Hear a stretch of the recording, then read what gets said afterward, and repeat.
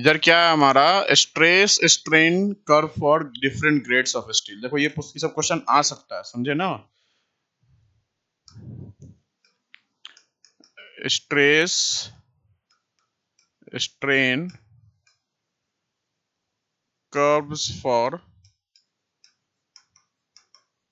Different grades of steel. ठीक है, क्या है, stress strain curve for different grades of steel. ठीक है,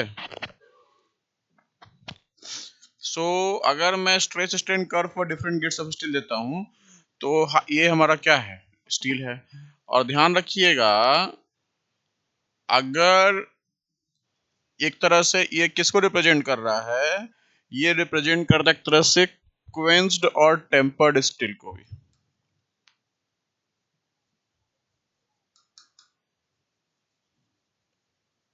ठीक है, क्वेंस्ड और टेम्पर्ड स्टील को भी, ठीक है ना। आपको, हाँ, ध्यान रखिएगा इस बात का। ये क्या है, लोएस्ट एलओआई स्टील होगा जिसका स्ट्रेंथ कैसा होगा, हाई स्ट्रेंथ होगा हमारा। ये कार्बन स्टील है हमारा, ठीक है ना। और अगर मैं प्योर कार्बन की बात करूंगा तो उसका हमारा क्या होगा, ये थोड़ा सा डीप जाएगा, ठीक है ना।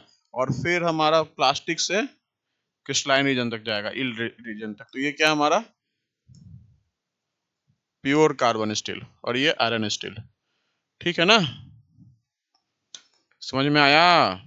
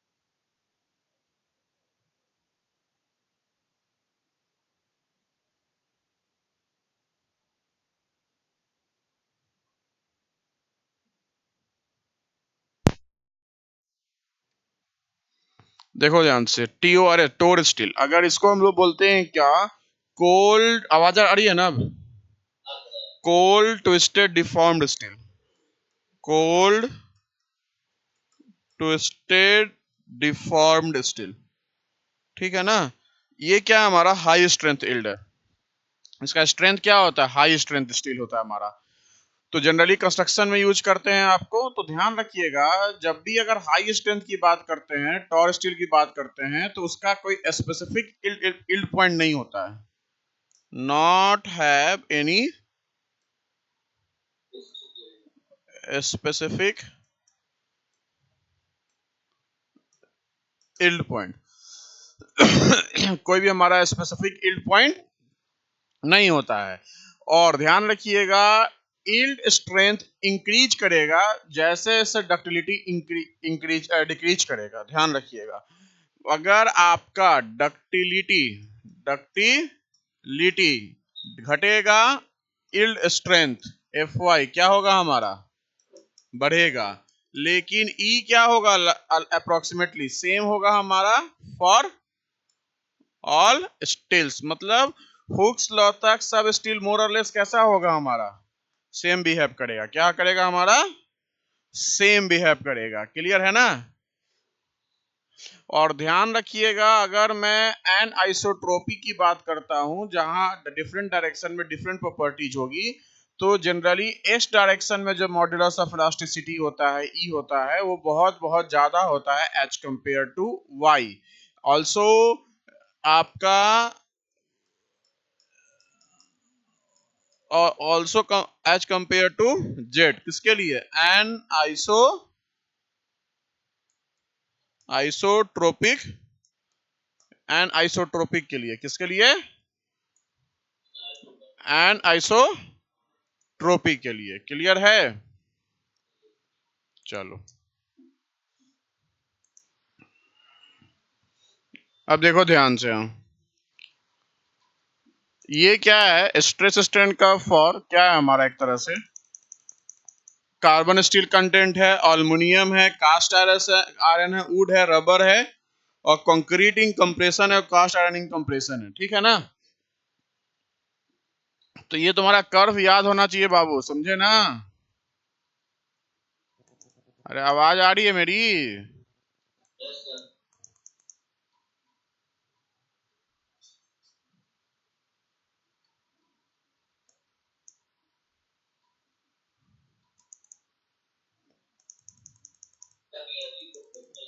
क्या क्या बोल रहे हो? हाँ क्या किसके लिए? वुड के लिए? हाँ, मोर और लेस स्ट्रेट लाइन होता है, मोर और लेस, हल्का सा डेविएशन होता है स्ट्रेट लाइन से।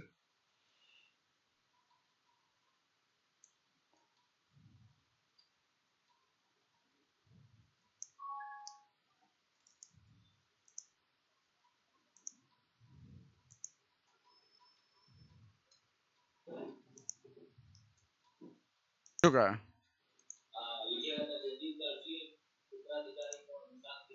कर दिया। अब देखो ध्यान से, stress strain curve for reversal of loading, stress strain curve for reversal of loading, समझ में आ रहा है ना?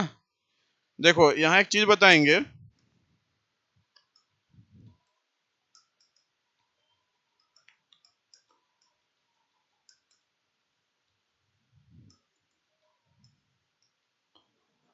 Stress strain curve for reversal of loading. ध्यान रखना इस बात का, अगर मैं बात करता हूं रिवर्सल ऑफ लोडिंग का, तो समझना इसका मतलब क्या हुआ। सी पॉइंट, सी पॉइंट पे देखो क्या हो रहा है, हमारा टेंसाइल लोड को अनलोड कर रहे हैं। क्या कर रहे हैं? अनलोड कर रहे हैं। क्लियर है ना? उसके बाद जब वो अनलोड हुआ है तो कहां पहुंच गया? इस पॉइंट पे पहुंचा। ये पोर्शन क्या है हमारा? रेसिडुअल स्ट्रेन है। क्लियर है? अब अब जैसे ही यहां डी पे पहुंचा, इसको तो ये जो हमारा है, ये सिग्मा वाई, ये क्या है? इल्डिंग टेंशन है, इल्डिंग टेंशन है। तो जैसे ही डी पॉइंट पे आया, कंप्रेशन लोड स्टार्ट होना इस पे स्टार्ट हो गया। क्या हो गया? कंप्रेशन लोड स्टार्ट होना स्टार्ट हो गया। और वो कहां पहुंचा? एच पे। कहां पहुंचा? एच पे। क्लियर है? अब जो पोर्शन ओ एच है वो कर्व है। क्या है हमारा? कर्व है हमारा। और ये पोर्शन ओ एच कर्व है, तो यहां कोई भी does not show clearly defined yield point, defined yield point. ठीक है ना? क्यों? क्योंकि यहां बॉसिंगर इफेक्ट है। क्या है हमारा? बॉसिंगर इफेक्ट है। बॉसिंगर इफेक्ट क्या बोलता है, समझिएगा इस बात को ध्यान से, कि वैसा इफेक्ट जिससे मटेरियल का आइसोट्रोपिक प्रॉपर्टी में क्या हो? लॉस हो। ठीक है ना? स्ट्रेस स्ट्रेन बिहेवियर में क्या हो? लॉस हो। क्यों? Due to deformation produced in metabolic material, due to deformation produced in metabolic material. इसी को क्या बोलते हैं हम लोग? Ice Bauschinger effect. क्या बोलते हैं? Bauschinger effect. मैं लिख दे रहा हूं बोर्ड पे। ठीक है?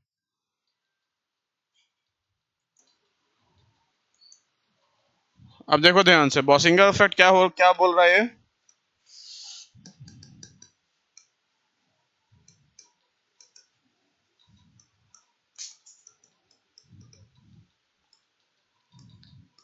बोसिंगर इफेक्ट क्या बोल रहा है? Fact which cause loss of isotropic behaviour,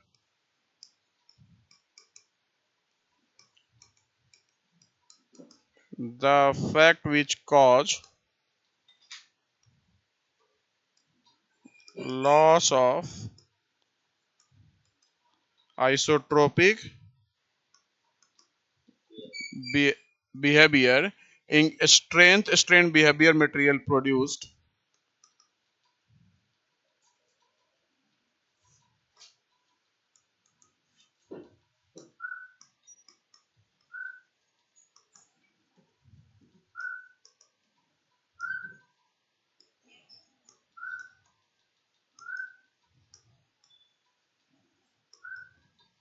behavior of material produced due to the deformation produced in metallic material.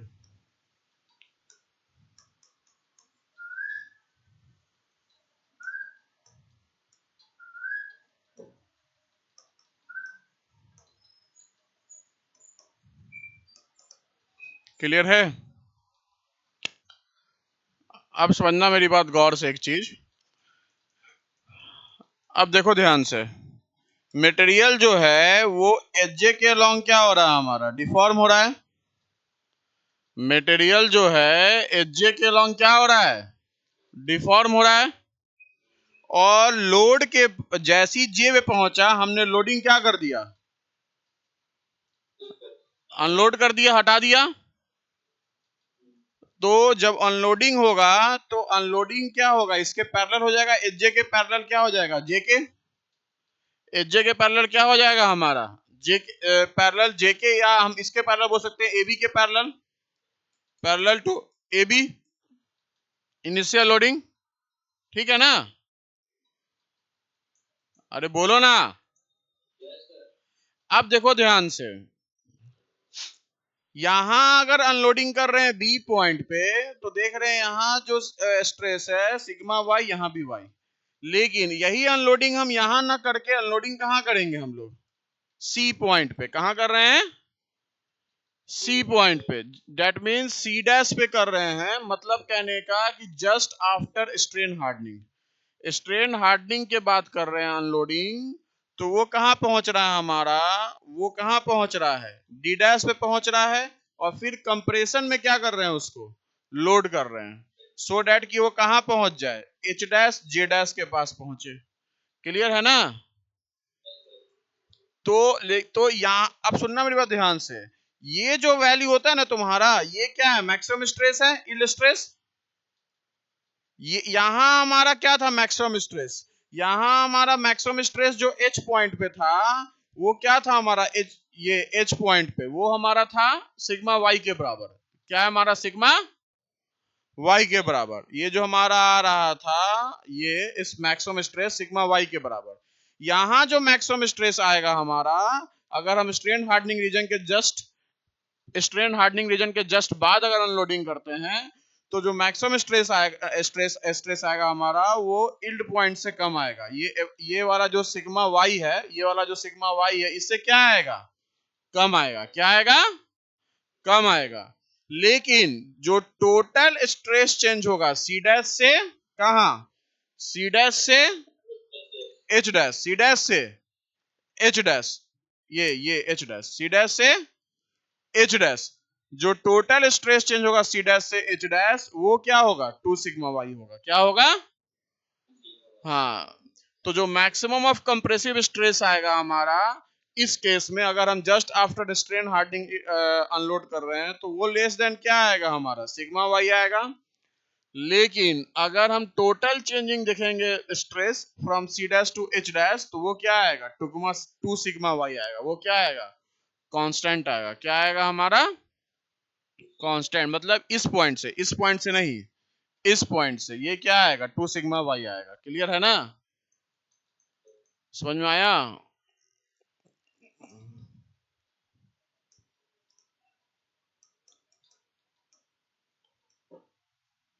देखो बताए थे हम लास्ट क्लास में, इंजीनियर ट्रू स्ट्रेस और इंजीनियरिंग स्ट्रेस, ट्रू स्ट्रेस और engineering stress. So sigma T and epsilon T, ठीक है ना? साथ साथ इंजीनियरिंग स्ट्रेस और सिग्मा टी नहीं, relation between sigma T and sigma E as well as epsilon T and epsilon E. क्या है बताओ, लास्ट क्लास में बताए थे क्या, क्या बताए थे लास्ट क्लास में, क्या बताए थे?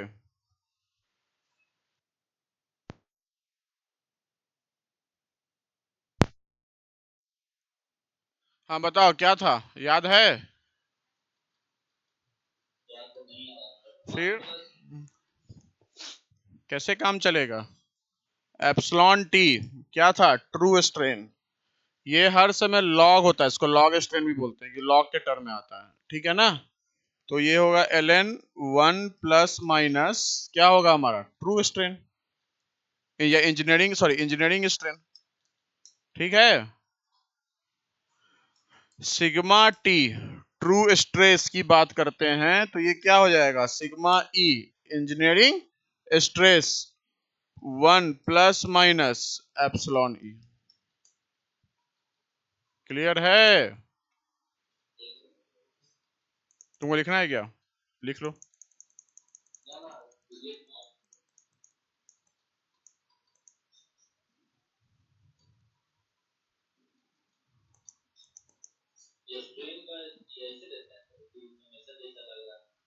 Epsilon epsilon.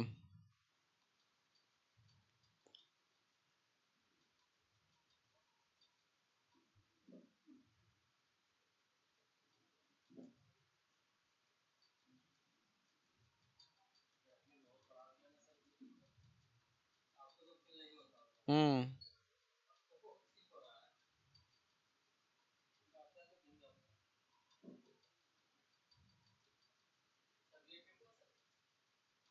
हाँ तभी तभी तो क्लास ले पा रहे हैं। हो गया? हाँ, अब देखो ध्यान से, मान लो कि अगर तुम स्ट्रेस स्ट्रेन कर्व ड्रॉ किए हो, स्ट्रेस स्ट्रेन कर्व ड्रॉ किए हो, यील्ड पॉइंट क्लियरली डिफाइंड नहीं है, तो 0.2% ऑफसेट पे क्या लेते हैं हम लोग, initial tangent, initial straight line से पैरेलल एक टेंजेंट ड्रॉ करते हैं, और वो जहां कट करेगा ग्राफ को वही क्या होगा हमारा, एफ वाई होगा। क्या होगा? एफ वाई होगा। क्लियर है? तो ध्यान रखिएगा इस बात का, for any material whose yield point is not defined, for any material whose yield point is not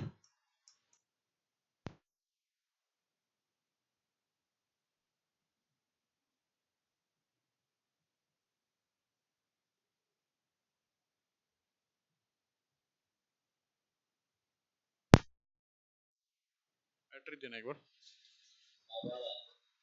वो बैटरी चेंज करना है। चलो, तो for any material whose yield point is not defined, then offset is taken, then offset is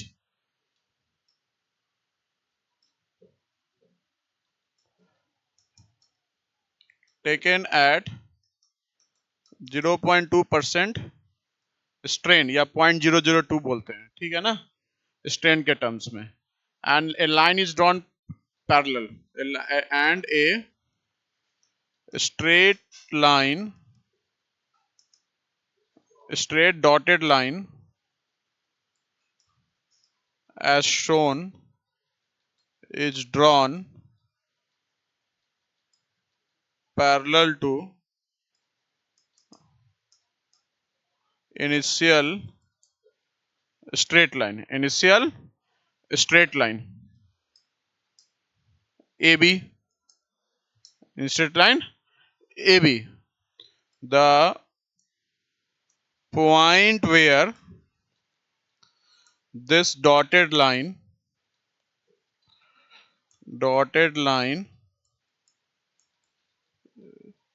intersects the curve is the yield stress, is the yield stress. तो RCC में पढ़ते हैं हम लोग मिनिमम रिइंफोर्समेंट, तो वहां एक्चुअली हाई यील्ड डिफॉर्म्ड बार जैसे FE 456 और एफई 500 है, ठीक है ना, सॉरी एफई 415 और 500 है, उसका हमारा यील्ड पॉइंट क्लियरली डिफाइंड नहीं होता है, तो वहां इसी कॉन्सेप्ट पे हम लोग निकालते हैं। वैसे आईएस कोड बोलता है कि एफई 250 के लिए भी हम लोग यही ले।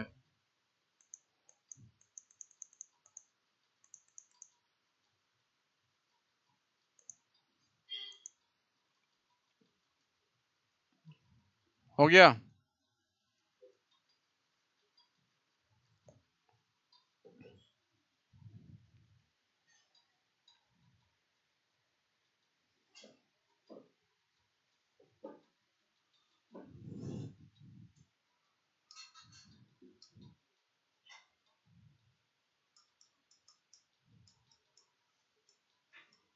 Constitutive relationship between stress and, लिख लिए थे ना, एंड स्ट्रेन। एक टर्म आता है रियोलॉजी। क्या आता है टर्म? रियोलॉजी। रियोलॉजी मतलब क्या हुआ? स्टडी ऑफ फ्लो और deformation of material under material under forces.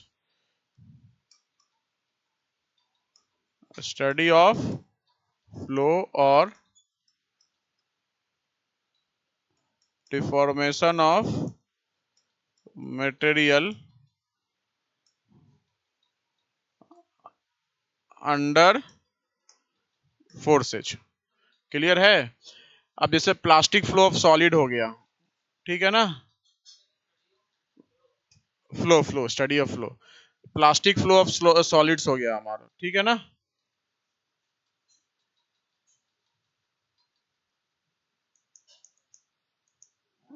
ध्यान रखिएगा, अगर मैं विस्कस फ्लो बोलता हूं या विस्कस मटेरियल बोलता हूं, ठीक है ना, तो बेसिकली यहां हमारा जो स्ट्रेस होता है वो आपका डिपेंड करेगा स्ट्रेन पे भी और rate of increase of strain, ठीक है ना, that's del del epsilon upon del t, दोनों पे डिपेंड करेगा। समझ में आया?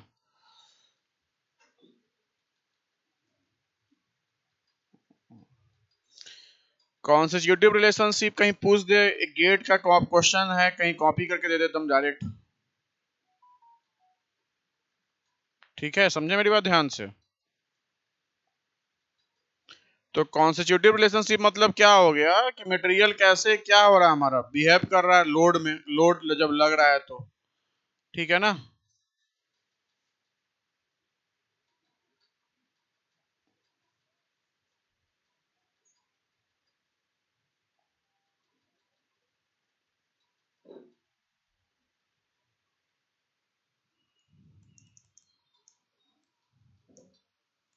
चलिए अब हम आ रहे हैं डिफरेंट प्रॉपर्टीज ऑफ मटेरियल, क्या आ रहे हैं, और यहां से क्वेश्चन ए जेई के एग्जाम में 100% आता है, ध्यान रखिए।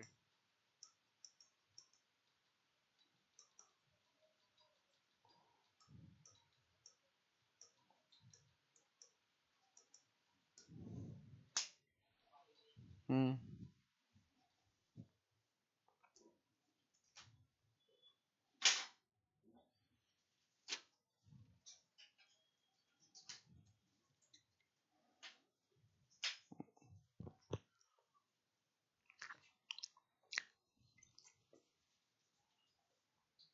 हम्म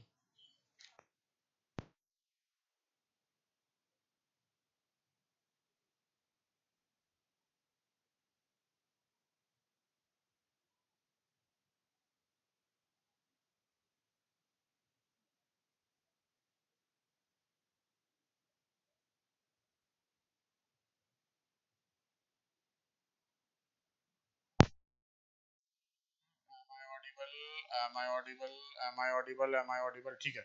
चलिए, इलास्टिसिटी समझते हो? इलास्टिसिटी क्या होता है?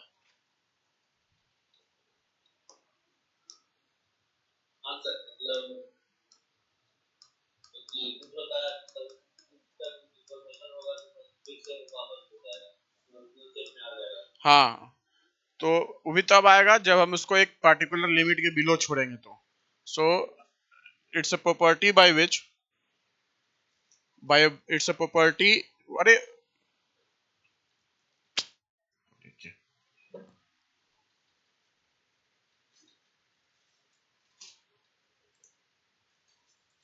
it's a property by virtue of which it return to its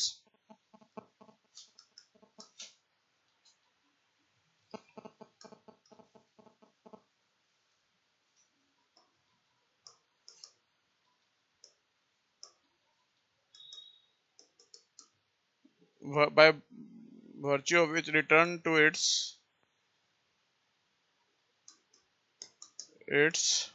original position or original dimension during unloading within elastic limit.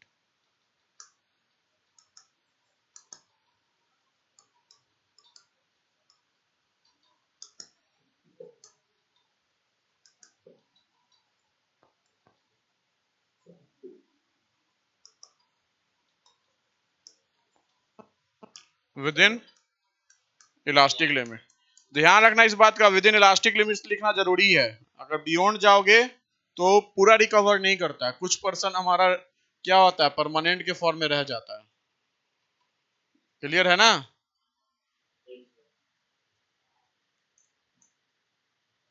अब बात करते हैं परमानेंट स्ट्रेन और रेसिडुअल स्ट्रेन का। क्या बात करते हैं?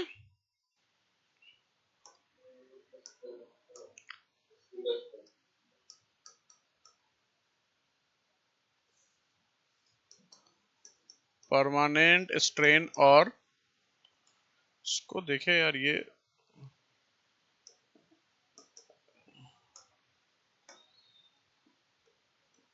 Residual strain.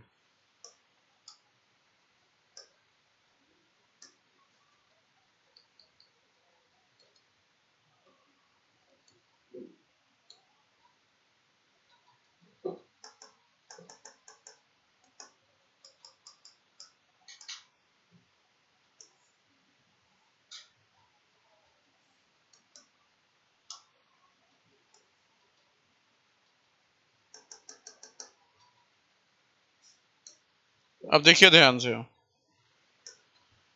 परमानेंट स्ट्रेन और रेसिडुअल स्ट्रेन, जैसे मान लीजिए ये आपका स्ट्रेन है, ये आपका स्ट्रेस है। क्लियर है ना?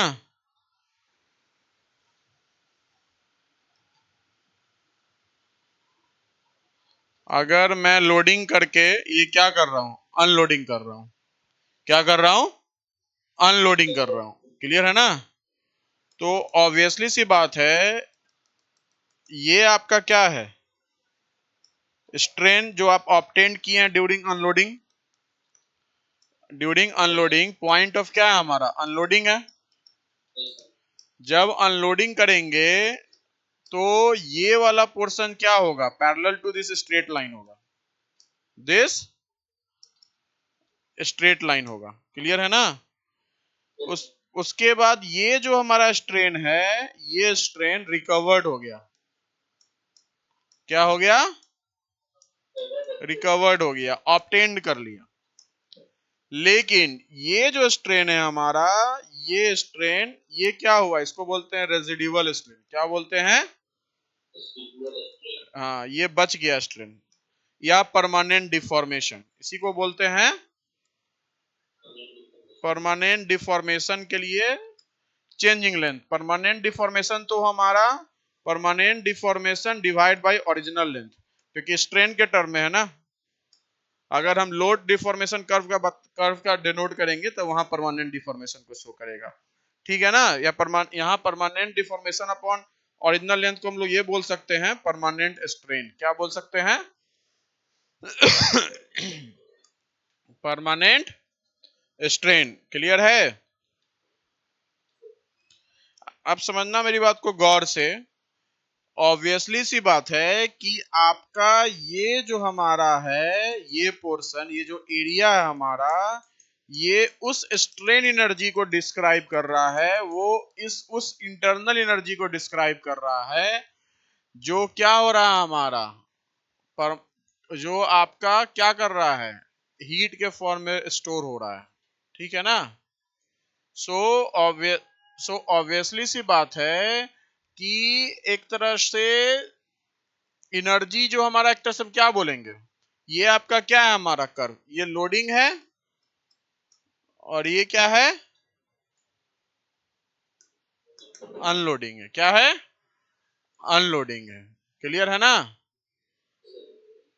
अब ध्यान रखिएगा, परमानेंट स्ट्रेन जो होगा हमारा, ठीक है ना, परमानेंट स्ट्रेन जो होगा हमारा वो डिपेंड करता है हमारा दो फैक्टर्स पे, एक स्ट्रेस पे, ठीक है ना, जो जहां उसके कारण थोड़ा सा स्लिप हो सकता है, और एक होता है टाइम इलैप्स के साथ, उसमें डिफॉर्मेशन आता है। लोड रिमूव करने से पहले जब जैसे जैसे टाइम बीतता है तो उसमें एक डिफॉर्मेशन आता है जिसको बोलते हैं क्रीप। क्या बोलते हैं, क्रीप। तो ये टाइम डिपेंडेंट फिनोमेना है। कैसा फिनोमेना है, टाइम डिपेंडेंट फिनोमेना है, under the sustain loading, under the sustain loading. Clear है। चलिए, समझ में आ रहा है तुमको, पीडीएफ दे देंगे इसका। लोड लगा, यहां आके तुम लोड क्या कर दिए, हटा दिया, स्ट्रेन यहां 0 हो गया। ठीक है ना। तो क्रीप डिफॉर्मेशन यहाँ, ठीक है ना। अब यहां से क्या हो रहा है, क्रीप स्टार्ट हो रहा है, तो ये जो पोर्शन है ये क्या है, इलास्टिक स्ट्रेन है। क्या है, इलास्टिक स्ट्रेन। तो बेसिकली क्रीप हमारा तीन तरह का होता है, प्राइमरी क्रीप, सेकेंडरी क्रीप और टर्शियरी क्रीप। कितने तरह का, प्राइमरी क्रीप, सेकेंडरी क्रीप और टर्शियरी क्रीप। तो क्रीप हमारा एक तरह से क्या होता है, ध्यान रखना, बहुत बार पूछ रखा है एईजेई में। सो एडिशनल इंफॉर्मेशन होता, डिफॉर्मेशन होता है apart from the external load, और ये होता है सस्टेन लोडिंग के कारण। वो लोड जो बहुत समय तक एक ही जगह लगा हुआ है, ना उसका मैग्नीट्यूड चेंज हो रहा है, ना टाइम, ना उसका डायरेक्शन चेंज हो रहा है, तो उसके कारण जो डिफॉर्मेशन होगा उसको बोलेंगे क्या हम लोग, क्रीप। क्या बोलेंगे, क्रीप। सो बेसिकली अगर जो क्रीप होता है हमारा, जो क्या होता है हमारा, क्रीप होता है हमारा, इसको क्या बोलेंगे, additional, additional deformation with time, passage of time, with passage of time under sustained loading। Dead loads कैसा है, सस्टेन लोड है, अंडर सस्टेन लोडिंग। सस्टेन मतलब जो जिसका मैग्नीट्यूड और डायरेक्शन चेंज नहीं होता है।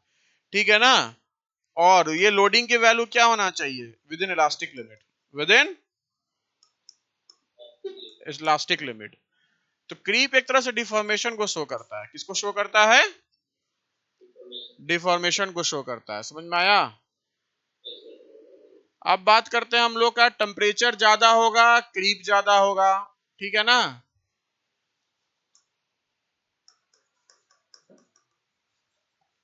Higher temperature, higher creep.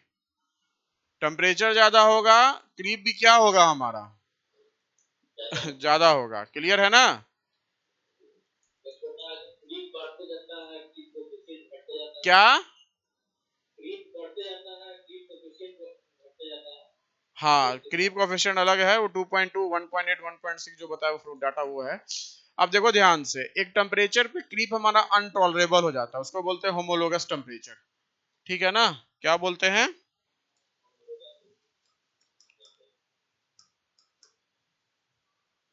Homologous temperature.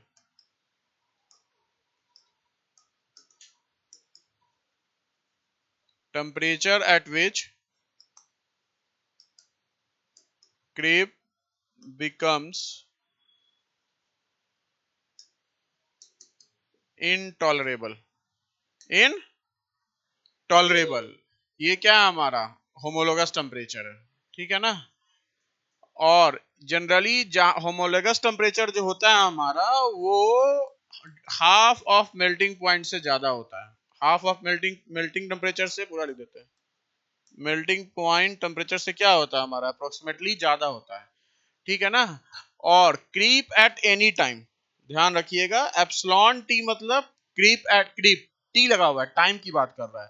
तो इलास्टिक स्ट्रेन भी होगा, अगर जीरो है तो उसको जीरो कर देंगे और प्लस C1 को एक कांस्टेंट ले लेते हैं, फिर sigma two the power C2 ले लेते हैं, क्लियर है ना, इनटू टी, ठीक है। जो था टी का थोड़ा सा लग रहा है कि टी जो है आपका सबस्क्रिप्ट में रहता है,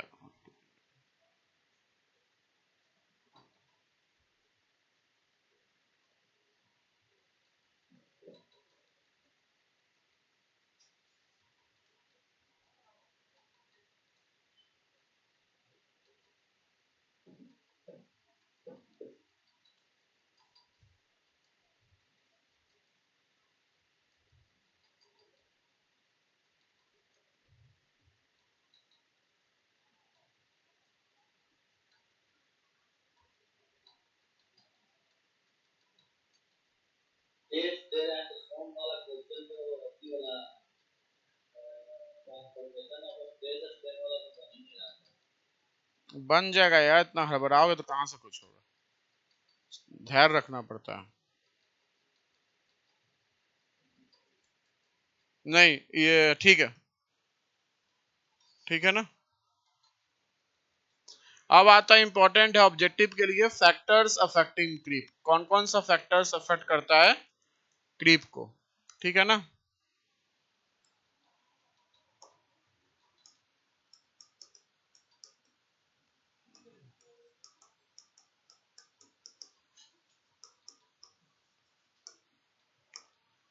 पहला, और पहले मैं लिख देता हूं, पहला क्या है हमारा, temperature, time, stress level, temperature, time, stress level और टाइप ऑफ लोडिंग,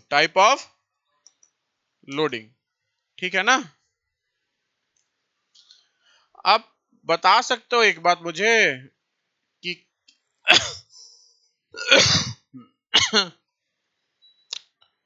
कैसे करता है हमारा ये टेम्परेचर के साथ भी बढ़ेगा सर, टाइम के साथ भी बढ़ेगा। अच्छा मतलब हर समय बढ़ेगा, नहीं मैंने एक नेगेटिव वगैरह थोड़ी बढ़ेगा सर। अरे एक कोई टेम्परेचर आएगा ना उसके बियॉन्ड कांस्टेंट होगा, ऐसा नहीं होगा। हाँ होमोलोगस टेम्परेचर के बाद तो क्या बोलते सर, वो कंट्रोल मतलब कंट्रोल नहीं होगा, ज्यादा हो जाएगा। तो तुमसे वही पूछ रहे हैं ना, हमसे ही तुम पूछ रहे हो, आप सोच के बताओ ना, बताओ। देखो टेम्परेचर अगर ज्यादा होगा हमारा, टेम्परेचर अगर ज्यादा हुआ हमारा तो उसके अंदर क्या होगा, टेम्परेचर ज्यादा मतलब एटॉमिक का डिफ्यूजन क्या होगा, ज्यादा होगा हमारा, मतलब पार्टिकल्स मूव एक दूसरे से क्या करेगा, पार्टिकल्स मूव बहुत ज्यादा करेगा ना, स्ट्राइक बहुत ज्यादा करेगा। तो ऑब्वियसली सी बात है क्रीप क्या कर देगा, क्रीप जब स्ट्राइक बहुत ज्यादा करेगा तो डिफॉर्मेशन होने का चांस बहुत ज्यादा होगा, तो क्रीप क्या हो जाएगा, बढ़ जाएगा। क्लियर है ना, क्रीप क्या हो जाएगा हमारा, बढ़ जाएगा, ठीक है ना। तो बेसिकली क्रीप जो होता है हमारा, आपको बताया गया है कि half of the melting point से ज्यादा होता है, जहां क्रीप इनटॉलरेबल हो जाता है। तो बेसिकली आप पढ़िए, मतलब क्रीप इतना डिटेल्स में पढ़ना नहीं है, इक्वेशन रुको यार एक मिनट, आर्हेनियस इक्वेशन पढ़िएगा तो वहां देखिएगा कि जो क्रीप होता है हमारा वो इंक्रीज करता है exponentially with temperature, exponentially with temperature.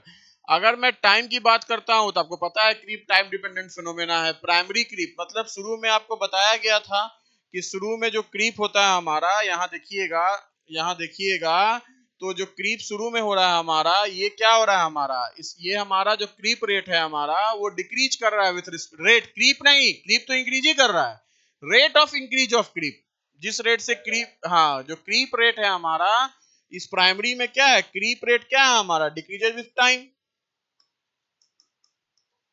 Creep rate decreases with time. Creep तो बढ़ रहा है लेकिन rate of increase of creep क्या हो रहा है हमारा, घट रहा है। उसके बाद थोड़ा सा क्या होगा, कांस्टेंट आएगा, लगभग क्या आएगा, कांस्टेंट स्ट्रेट लाइन की तरफ आएगा। इसका मतलब क्रीप जो रेट आएगा हमारा, क्रीप बढ़ेगा यहां भी लेकिन क्रीप रेट क्या हो जाएगा, मोर और लेस कांस्टेंट, मोर और less constant creep rate. Clear है ना। और टर्शियरी में क्या आएगा हमारा, बहुत तेजी से बढ़ेगा, accelerating creep rate, accelerating creep rate. उससे क्या आएगा हमारा, फेलियर होगा, क्या होगा हमारा क्या होगा हमारा बक, ये क्या हुआ दिखा नहीं तुमको, तो मतलब ये ग्राफ ऐसे जाता है, स्टीप, यहाँ स्टीप कर हो जाता है, मतलब यहाँ क्या है, स्टीप कर होगा यहाँ। ठीक है ना, थोड़ा ग्राफ वैसा बना नहीं है, बना नहीं है, हम कॉपी पेस्ट कर दिए हैं। एक साइड से, अरे क्रीप रेट जो बोलते हैं वो स्लोप बोलेंगे। क्रीप रेट मतलब क्या हुआ, D epsilon T upon D T, इसको बोलेंगे क्रीप रेट। स्लोप जितना, अरे कैसे स्लोप कांस्टेंट हो रहा है, ये ग्राफ ऐसे बनाना स्टार्टिंग में, ये ग्राफ ऐसे, ये ऐसे जाता है, सॉरी ये ऐसे गया, ऐसे रहा स्ट्रीट रेप पे, और ये हमारा क्या रहा, हमारा ये ऐसे रहता है। मतलब यहाँ का स्लोप कम होगा, बीच में स्लोप कांस्टेंट हो जाएगा, मतलब यहाँ स्लोप क्या होगा, ज्यादा होगा, यहाँ हमारा क्या होगा, हमारा कम होगा, मतलब क्रीप हमारा क्या होता है, कम होते जाएगा। फिर हमारा क्रीप क्या होगा, कांस्टेंट होगा, क्या होगा, कांस्टेंट होगा। और टर्शियरी क्रीप रेट, तो टर्शियरी क्रीप रेट मतलब क्या हुआ कि क्रीप रेट हमारा बहुत तेजी से भाग रहा है, एक्सेलरेट कर रहा है, बहुत तेजी से भाग रहा है। ठीक है ना, बहुत तेजी से वो क्रीप रेट हमारा क्या हो रहा है, भाग रहा है, मतलब बहुत स्टीपर स्लोप है, बहुत स्टीपर स्लोप है भैया। ये एक स्लोप हो गया और ये एक स्लोप हो गया, ये माइल्ड स्लोप है और ये स्टीप स्लोप है। ठीक है ना, तो स्टीप स्लोप मतलब क्या हो गया, एक्सेलरेटिंग होगा, क्रीप बहुत तेजी से भागेगा। ठीक है ना। नेक्स्ट आता है हमारा क्या, स्ट्रेस लेवल। क्या आता है हमारा, स्ट्रेस लेवल। आपको पता है कि स्ट्रेस लेवल मतलब क्या हुआ, आप हाइयर स्ट्रेस अप्लाई कर रहे हैं, हाइयर स्ट्रेस अप्लाई कीजिएगा तो एटम्स का मूवमेंट क्या होगा, बहुत ज्यादा होगा, एटम्स का मूवमेंट बहुत ज्यादा होगा तो स्ट्रेन एनर्जी क्या होगा, बहुत ज्यादा होगा, एटम्स का डिफ्यूजन क्या होगा, बहुत ज्यादा होगा।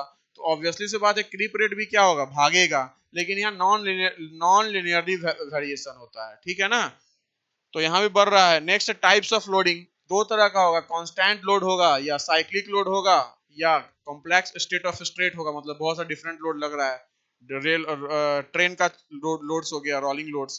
कांस्टेंट लोड होगा हमारा, तो ऑब्वियसली सी बात है कि जब अगर आपका क्रॉस सेक्शन घट रहा है, मान लीजिए ऐसे आ रहे हैं, क्रॉस सेक्शन क्या हो रहा है हमारा, घट रहा है, तो स्ट्रेस क्या होगा हमारा, बढ़ेगा, क्या होगा हमारा, स्ट्रेस बढ़ेगा। तो उस केस में क्रीप भी क्या होगा, बढ़ेगा। ठीक है ना। साइक्लिक लोडिंग में हम लोग एक पढ़ते हैं, मैकेनिकल वाले बच्चे पढ़ते हैं जनरली क्रीप को, क्रीप फैटिक इंटरेक्शन होता है हमारा। उससे क्या होता है, साइक्लिंग लोडिंग से फेल्यूर कंडीशन क्या हो जाता है, बढ़ जाता है, तो वहां भी क्रीप बढ़ जाता है। तो टाइप्स ऑफ लोडिंग में ध्यान रखिएगा, अगर कम्प्लेक्स लोडिंग बोलते हैं या साइक्लिक लोडिंग बोलते हैं तो वहां क्रीप क्या हो जाता है हमारा, बढ़ जाता है, क्या हो जाता है हमारा, बढ़ जाता है। ठीक है ना, समझ में आया। हाँ, अब आता है फैटिक। क्या आता है, फैटिक। ऑफिस तुमको तो नहीं, ऑफिस तो नहीं, टाइमिंग तो नहीं हो गया।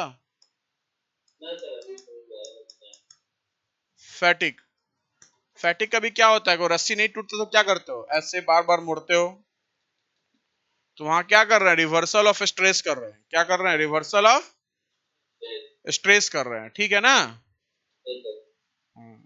एक मिनट रुक जाओ हमारा, चलो देखो यहाँ ध्यान से, अगर मैं बात करता हूं अब फैटिक का, ठीक है ना, तो अब ध्यान रखो, जो स्टैटिक ब्रेकिंग स्ट्रेंथ होता है उसके कंपेयर में फैटिक अगर होता है, फैटिक फेलियर, तो बहुत कम स्ट्रेस वैल्यू पे हो जाता है, वहां रिवर्सल ऑफ स्ट्रेस हो रहा है, ऑल्टरनेट, कभी स्ट्रेस, एक बार स्ट्रेस टेंशन में, एक बार स्ट्रेस कंप्रेशन में। तो फैटिक अंडर साइक्लिक लोडिंग या रिपीटेड लोडिंग, तो बेसिकली जो फैटिक मटेरियल होता है हमारा, वो ब्रिटल इन नेचर होता है। अगर वो डक्टाइल मटेरियल भी है, उसका कैसा होगा, फैटिक फेलियर, ब्रिटल होगा, सडन होगा, आपको वार्निंग नहीं मिलेगा।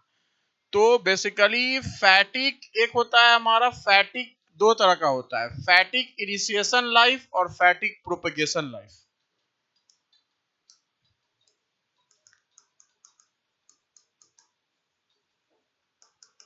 फैटिक इनिशिएशन लाइफ और फैटिक, आवाज आ रही है मेरी? फैटिक propagation life.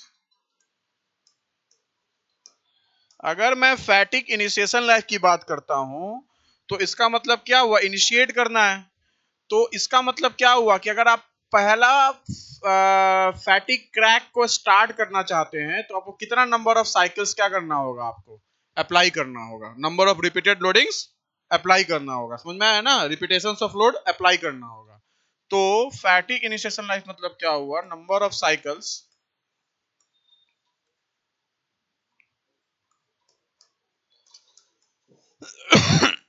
required to make, number of cycles required to make, ठीक है ना, रिक्वायर्ड टू मेक नहीं, रिक्वायर्ड टू स्टार्ट कर दीजिए, required to start fatigue crack, required to start fatigue crack. इसको क्या बोलते हैं हम लोग, इसको बोलते हैं हम लोग फैटिक इनिशिएशन लाइफ। और फैटिक प्रोपेगेशन लाइफ क्या है, period of time,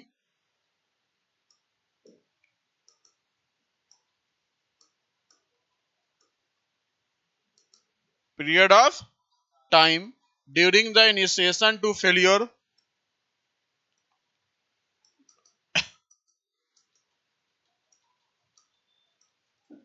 during initiation to failure via fatigue, via fatigue is called fatigue propagation of life. मतलब कि पूरा एक बार स्टार्ट हो गया तो कितने समय तक फैटिक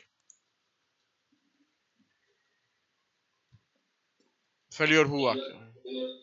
हाँ, क्लियर है? चलो, अब एक होता है एंड्योरेंस, हो गया, लिख लिया।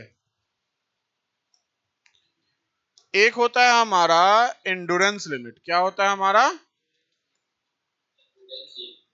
ध्यान रखिएगा, एंड्योरेंस लिमिट मतलब क्या होता है। एंड्योरेंस लिमिट मतलब होता है कि भाई साहब आप कितना भी साइकिल्स कर दीजिए वो फेल नहीं करेगा, वो फेल नहीं करेगा। अगर हम सिग्मा और log of number of cycles के बीच ग्राफ बनाते हैं तो ये क्या है हमारा एंड्योरेंस लिमिट, ठीक है ना, क्या हमारा एंड्योरेंस लिमिट, मतलब maximum stress that can be applied repeatedly for an infinite life period without fracturing the material, without fracturing the material.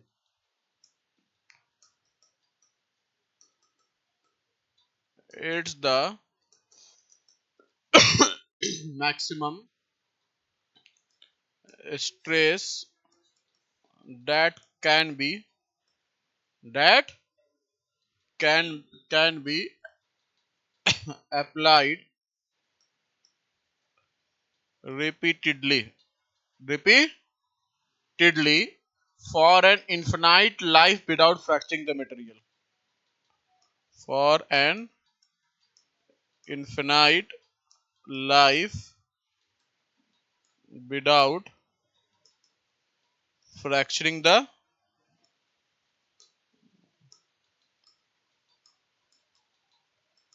material। Clear है?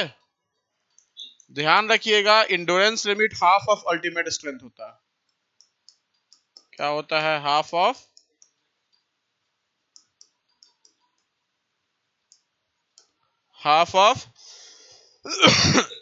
अल्टीमेट स्ट्रेंथ होता है, ठीक है।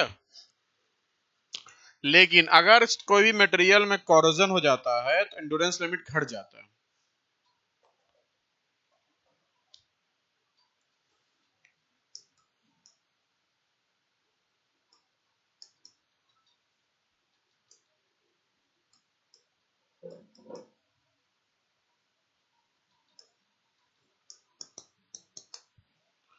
Decreases bye 50%।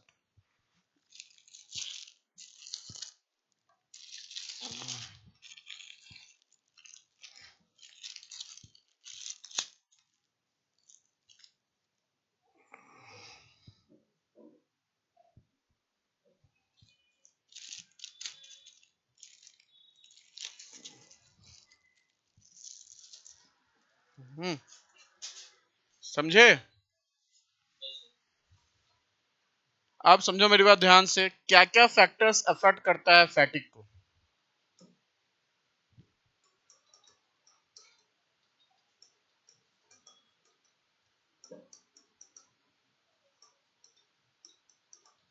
फैक्टर्स अफेक्टिंग फैटिक, सबसे पहले क्या है? Quality of surface finish,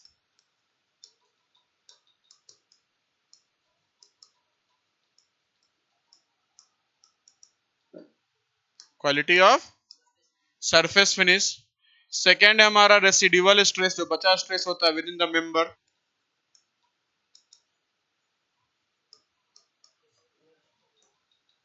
with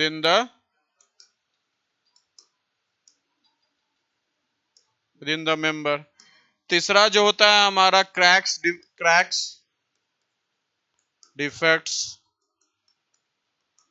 etcetera. चौथा क्या होता है हमारा? Stress concentration. स्ट्रेस कॉन्सेंट्रेशन होगा हमारा तुरंत फिर मतलब साइक्लिक फेलियर क्या लगेगा, नंबर ऑफ साइकिल्स क्या लगेगा? कम लगेगा। और नेक्स्ट है केमिकल नेचर ऑफ मटेरियल।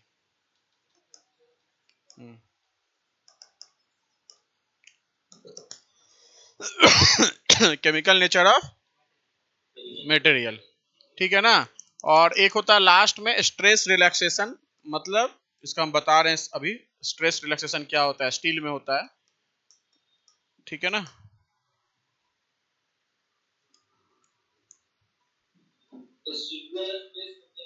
हाँ, बचा बचा जब लोड लोड हटा देते हो, ठीक है ना, तो अगर उसमें कुछ स्ट्रेस रह जाता है उसको बोलेंगे रेसिडुअल स्ट्रेस।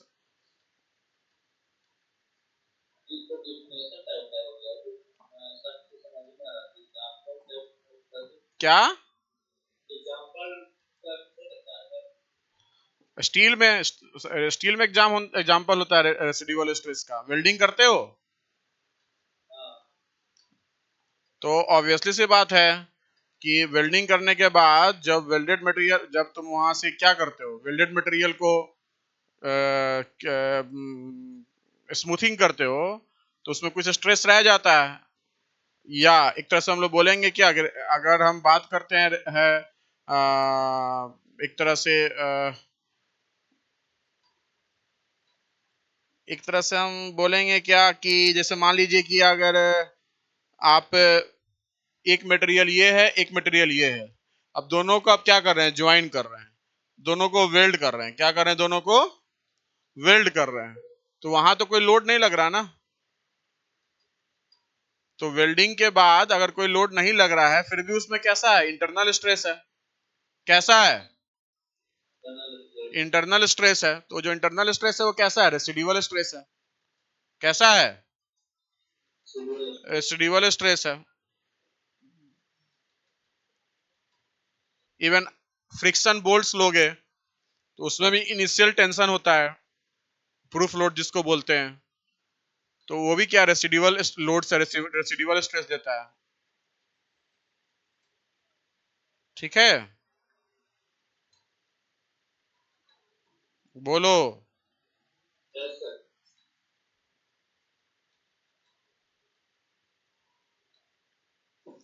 मान लो जो बहुत ब्लैक स्मिथ जो होता है, नहीं ब्लैक स्मिथ नहीं, क्या बोलते हैं उसको, अ, अरे जो बनाता है लोहा हुआ, क्या बोलते हैं उसको? लोहार जो होता है हिंदी में, हाँ हाँ हाँ, हिंदी में लोहार, हाँ ठीक है ठीक है। लोहार जो होता है हमारा वो, सोनार भी देखो, गोल्ड स्मिथ भी बोलते हैं सोनार को। तो सोनार जो होता है या जो लोहार दोनों होता है, बहुत गर्म करता है ना, और बहुत गर्म करके क्या करता है? उसको पानी में डालता है तो रैपिड कूलिंग करता है। तो उसको क्या बोलते हैं, एक तरह से हीट ट्रीटमेंट में क्या बोलेंगे, क्वेंचिंग बोलेंगे। तो ऑब्वियसली से बात है हमारा कि सरफेस पे क्या होता है, हमारा एक टेंसाइल या कंप्रेसिव स्ट्रेस जनरेट हो जाता है कूलिंग करने से। वहां तो लोड नहीं लगा रहे हो, वहां एकदम रेड हीट गर्म करके मोल्टेन लावा हीट गर्म करके क्या कर रहे हो, तुरंत उसको किसमें कर दे रहे हो, कूलिंग कर दे रहे हो पानी में। तो उसमें क्या हो रहा है, इंटरनल स्ट्रेस जनरेट हो रहा है। तो क्या बोलते हैं, रेसिडुअल स्ट्रेस। क्या बोलते हैं, रेसिडुअल स्ट्रेस। अब बात करते हैं स्ट्रेस रिलैक्सेशन का। ये स्ट्रेस रिलैक्सेशन क्या है, ध्यान रखिएगा इस बात का। ये आपका टाइम है और ये स्ट्रेसिंग स्टील है, ठीक है ना। आपका स्ट्रेसिंग स्टील आपका बढ़ रहा है टाइम के साथ। तो अगर हम बात करते हैं तो ऑब्वियसली सी बात है कि अगर यहां से अनलोडिंग कीजिएगा तो स्ट्रेस क्या होगा, घटेगा। क्या होगा, घटेगा। तो अगर हमारा स्ट्रेस स्टील, अगर हम रिलैक्सेशन ऑफ स्ट्रेस का भी नाम सुने हो, क्या होता है?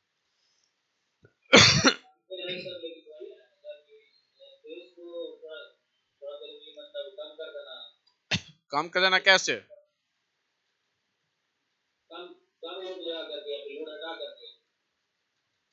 बेसिकली आपका कांस्टेंट स्ट्रेन लगाते हैं अगर आप टाइम के साथ, तो आपका क्या हो रहा है, जैसे जैसे मटेरियल में अगर आप कांस्टेंट स्ट्रेन लगा रहे हैं, टेम्परेचर हाई रहेगा, तो उस मटेरियल के स्ट्रेस में क्या आएगा, कमी आएगी। क्या आएगा, कमी आएगी। इंटरनल स्ट्रेस क्या होगा, घटेगा। क्यों? क्योंकि टाइम डिपेंडेंट फेनोमेना है, जिसको विस्कोसिटी बोलेंगे, ठीक है ना। Viscous plastic, time dependent plastic phenomena है।